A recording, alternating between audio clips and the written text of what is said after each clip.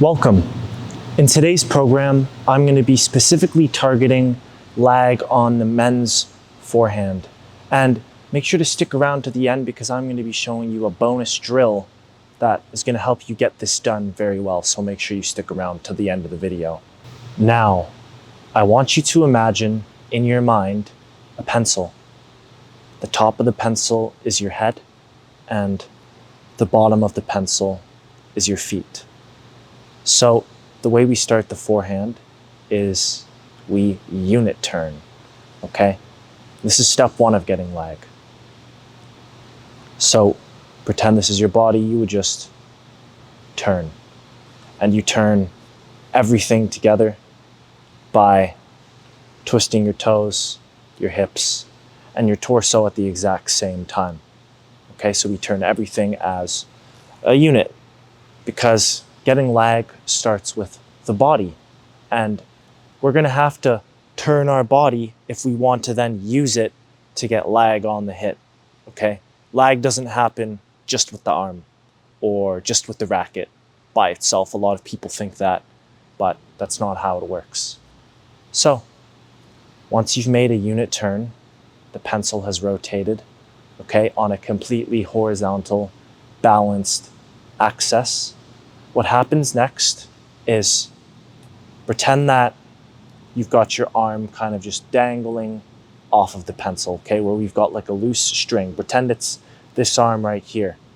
So in the beginning, we have the unit turn, the arm is there, and then before we start the swing and unit turn back into the hit very quickly with the body, we let go of the arm at the last second, we let it lose tension, and we lead with the body so that the arm is following behind, okay? The string on the pencil is lagging behind and it's kind of just floating behind really quickly, and it creates a whip lash effect. And now I'll demonstrate with my body. Imagine that I am a pencil, okay? Completely perpendicular, straight, balanced, okay? HB2. Now, I'm going to pivot on my toes, okay? Because we don't want to do this with flat feet. It's going to cause a lot of friction and you'll lose a lot of speed. So get up on your toes, make sure your heels are not on the ground, okay? Once you're on the balls of your feet, you make a unit turn, okay? And we do this at the height of the incoming ball. I change the grip on my forehand. Some people wait in their forehand grip, but what's happening in the unit turn is the arms aren't really moving at all. I'm pivoting my toes, which forces the legs, the hips, and the chest to follow, okay? We unit turn at the height of the ball. And now I'm gonna pat the dog just below the height of the ball, okay?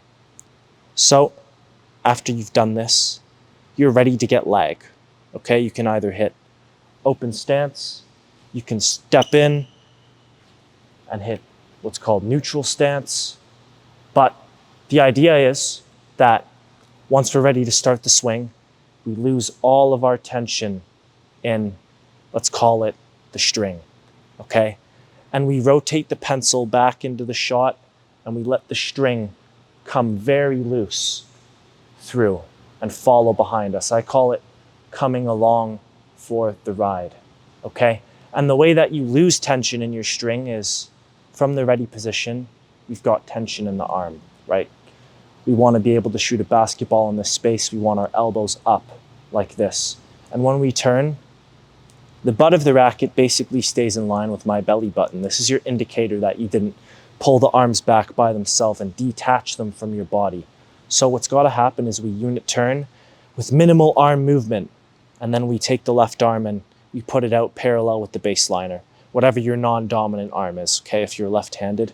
And then us losing tension, kind of flicking the string off of our body before we fling it forwards, is the pat the dog phase, where I'm not forcing my string off my body like that. I'm essentially letting go of the tension. Like if there was a piece of tape attached to it and somebody ripped it off, it would just start kind of flinging and dangling away behind me as I twist back into it. So we have tension, and now the tension gets released, okay? Think about it like a massage therapist, okay? They crack your back and all of a sudden you just like, wow, that feels really good. And that's kind of how you want to feel on this. You just let go of all your tension, let the racket fall slightly under the height of the ball, and then go with your body and let the string fly out and away from you, okay? And it should be out to the right, away from your body. If you're a left-handed player, apply everything opposite. So, now that I've given you the steps to get lag on your forehand, you're going to want to do this drill that's going to be very powerful and help you implement it. So, let me show you. This exercise is going to focus on the swing phase of getting lag.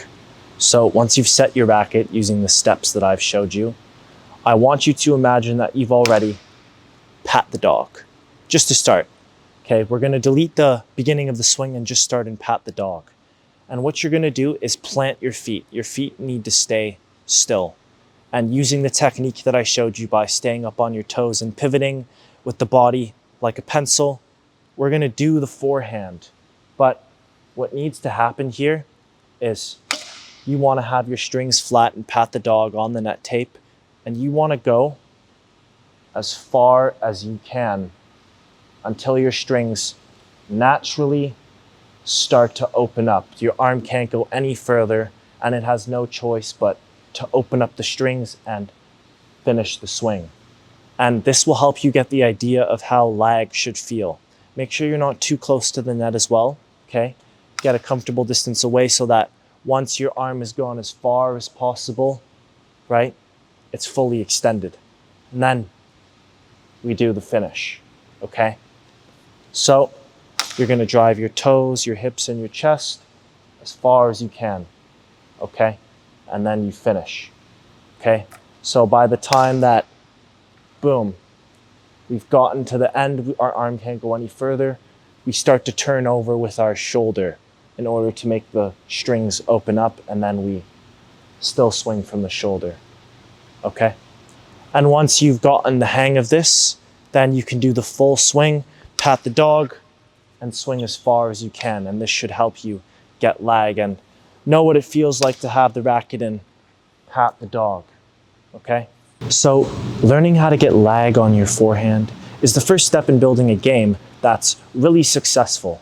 And next, you want to go and learn modern tennis for men. And I have a complete online course. It's called Modern Tennis Step by Step for Men. And if you like what you learned here, you're going to want to go into that program next, because it takes what we've learned and it builds on it and shows you how to go out onto the court with power and consistency forever. So after you've practiced this and you want to take your game to the next level, you're going to want to go and learn Modern Tennis for Men, and you can get started today by clicking the link down below. Sign up and get immediate access to all the videos, and the first 30 days are 100% risk-free. Try it, use it, and if you don't like it and aren't satisfied, I'll send you all your money back, no questions asked. And I'll let you keep the course just for wasting your time. In any event, thanks for tuning into today's program, and use what you've learned to modernize your game.